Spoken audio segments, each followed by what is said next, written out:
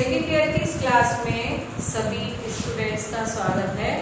और second year की इस क्लास में आज हम लोग हमारा फर्स्ट पार्ट में जो टॉपिक चल रहा था खिलजी साम्राज्यवाद का, उसमें हम लोग अलाउद्दीन खिलजी पढ़ रहे थे।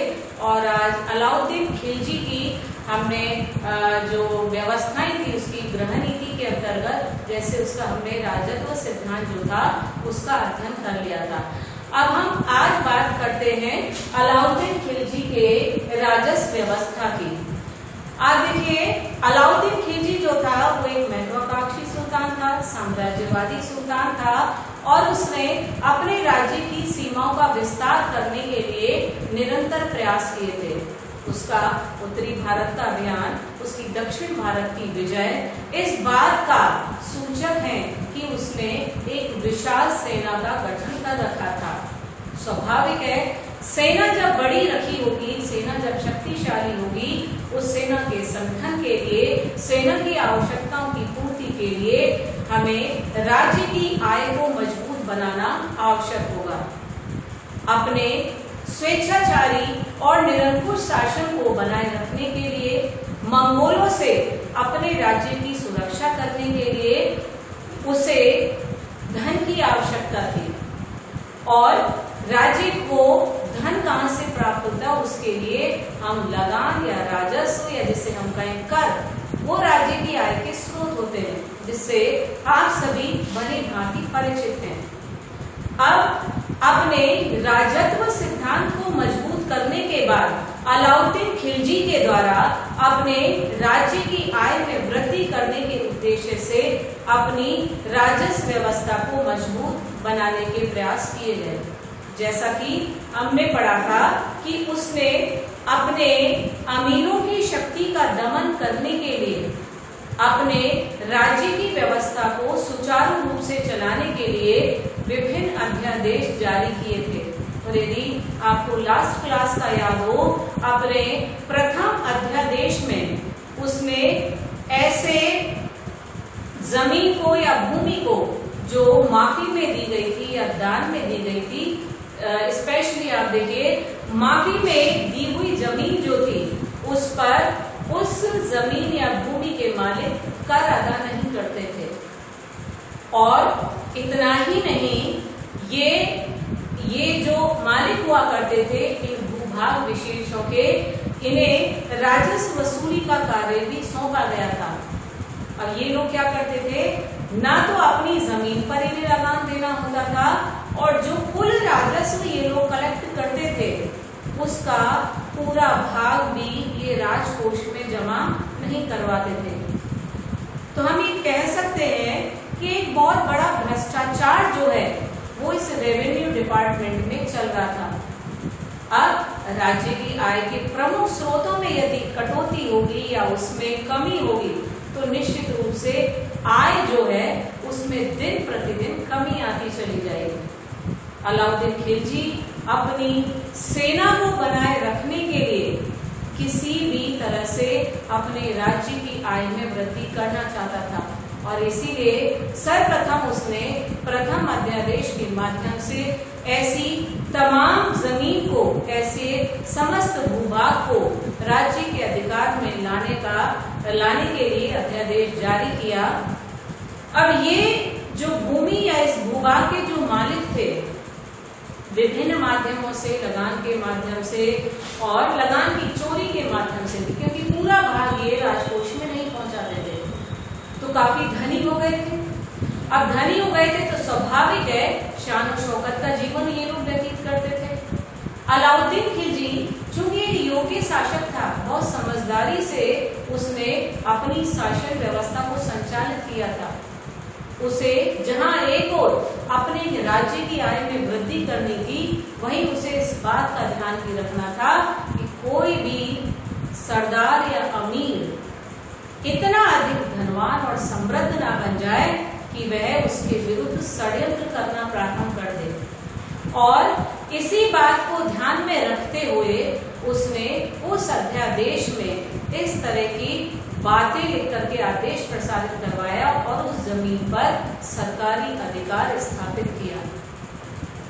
बर्मी जो समय का इतिहासकार उसने अपने कथन में लिखा है कि अलाउद्दीन खिलजी ने इन अमीर सरदारों की स्थिति ये कर दी थी कि जो बड़े शान और शौकत का जीवन व्यतीत करते थे, अब इन्हीं लोगों के लिए घोड़े पर सवारी करना, अच्छे वस्त्र धारण करना, आभूषण ग्रहण करना, ये सब दुष्कर हो गया था। इतना ही नहीं बल्कि ये भी लिखता है कि इन लोगों की स्थिति ये आ गई थी कि ये लोग अपनी स्त्रियों को मुसलमानों के यहाँ घरेलू कार्य करने के लिए भेजा करते थे। या दूसरे शब्दों में कहें, अब ये अमीर सरदार अपनी स्त्रियों को मुसलमानों के घर पर कार्य करने के लिए विवश हो गए थे, बाध्य हो गए थे। आपकी जानकारी के लिए बता दूं, ये जो माफी की जमीन है, इस पर अधिकांश के जो अधिकार था उसमें बहुसंख्यक हिंदू ही थे। और जिस प्रकार से बर्नी ने अपनी कोटेशन में लिखा है, तो ये हिंदू स्त्रियां जो थी वो अब मुसलमानों के घर में कार्य करने के लिए विवश हो गई थी। घरेलू कार्य इन द सेंस झाड़ू पोछा, बर्तन इत्यादि साफ करना, रसोई बनाना, ये सब कार्य इन अमीरों की स्त्रियों को मुसलमानों के घर में करने पड़ते थे। फिर आप देखिए, उसके द्वारा जब लगान या राजस्व निर्धारित करने की बात की गई, तो शायद अभी तक के सल्तनत काल के इतिहास में अलाउद्दीन खिलजी पहला ऐसा सुल्तान था जिसने 50% लगान निर्धारित किया था या राजस्व निर्धारित किया था। उन्हें आपकी जानकारी के लिए एक बात बता दूं, और आप लोग इस बात से भली भांति परिचित भी हैं कि ये तुर्क जो थे वो बाहर से आए थे और यहाँ पर रहने वाले अधिकांश थे, बहुसंख्यक जो थे वो हिंदू थे। और कृषि प्रधान इस देश में स्वाभाविक है, फिर किसान भी अधिकांश जो होंगे वो हिंदू ही होंगे। इसलिए कुछ विद्वान इतिहासकारों का मानना है, चाहे हम अमीरों की बात करें, अमीरों से भूमि वापस लेना और उन्हें बिल्कुल निर्धनता की स्थिति में लाकर खड़ा कर देना, या 50% लगान निर्धारित कर देना, वो इस बात का सूचक है कि उसने हिंदुओं के विरुद्ध नीति अपनाई थी और इसीलिए उसने इतना अधिक लगान निर्धारित किया था। लेकिन वास्तविकता में यदि हम जाएं तो उससे स्पष्ट हो जाता है कि अलाउद्दीन ने, जैसा आपको याद हो जब हमने राजत्व सिद्धांत पढ़ा था, तो उसमें धर्म को राजनीति से दूर रखा था। तो यदि इस तरह के आक्षेप या आरोप लगते हैं कि उसने हिंदुओं के साथ दुर्व्यवहार करने या धर्म विरोधी नीति अपनाने के लिए ऐसा करा, तो वो पूर्णतः सत्य सिद्ध नहीं माना जा सकता। अब आप देखिए, किसानों की स्थिति जब 50% वो अपने कुल उत्पादन का लगान के रूप में देंगे, तो स्वाभाविक है उनकी स्थिति काफी खराब होगी। लेकिन इसके लिए अलाउद्दीन खिलजी के द्वारा आप देखिए जितने पुराने रिकॉर्ड्स थे जो भूमि संबंधी, कि कहीं अभी भी भूमि का भाग इन अमीरों के पास तो नहीं है, या पूर्व में जो राजस्व लिया जाता था उस राजस्व को कलेक्ट करने में भ्रष्टाचार से संबंधित बातों को स्पष्ट करने के लिए, कुल भूमि का विवरण प्राप्त करने के लिए, क्योंकि आप देखिएगा हम ये भली बातें जानते हैं कि जो पैदावार जिस जमीन पर की जाती है, तो भूमि का उपजाऊपन सभी जगह एक जैसा नहीं होता है। कुछ भूमि अच्छी पैदावार देती है जिसे हम उत्तम या श्रेष्ठ भूमि कह सकते हैं, कुछ भूमि ऐसी होती है जो मध्यम श्रेणी में आती है जहाँ पैदावार कम होती है, और बंजर या निम्न भूमि जहाँ पैदावार नहीं के बराबर होती है।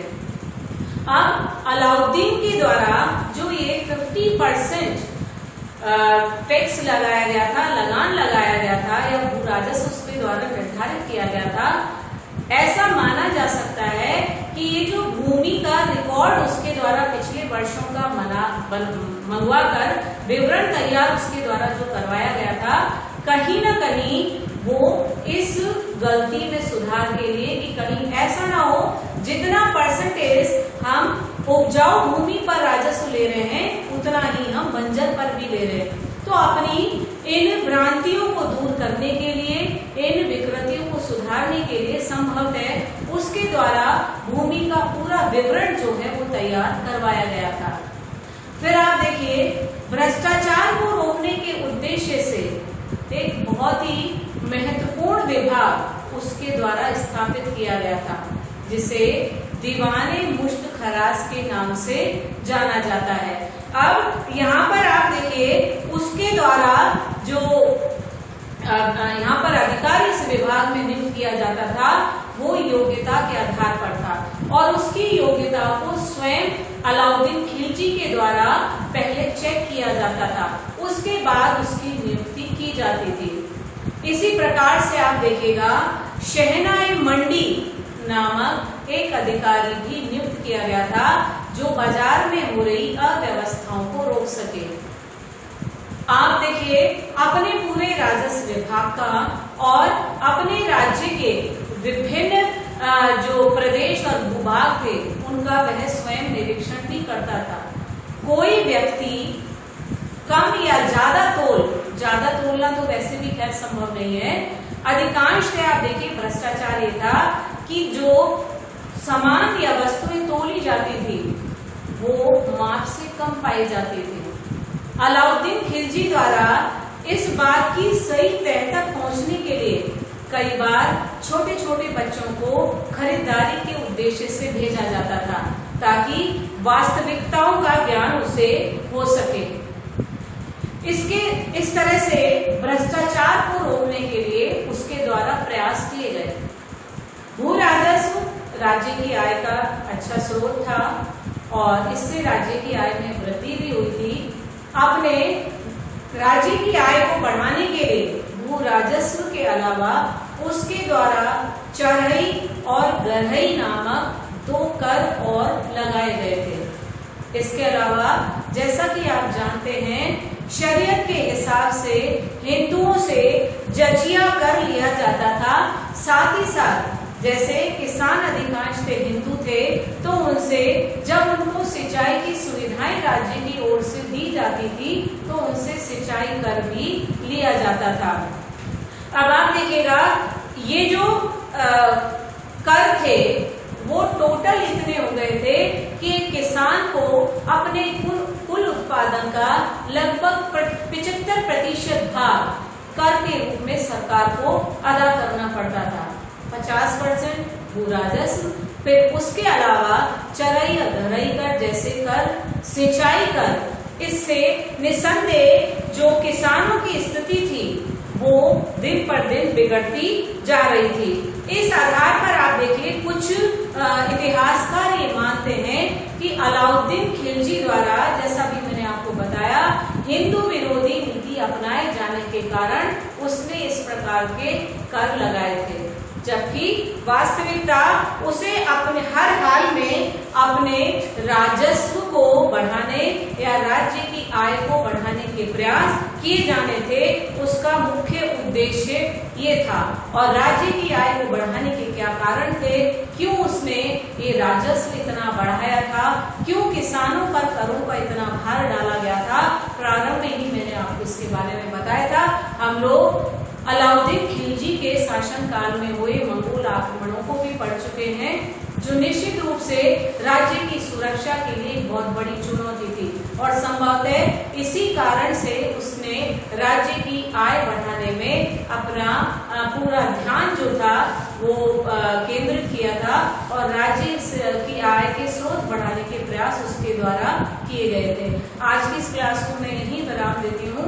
अगली क्लास में हम अलाउद्दीन खिलजी की सैनिक व्यवस्था के बारे में पढ़ेंगे। तब तक के लिए have a nice day to all of you.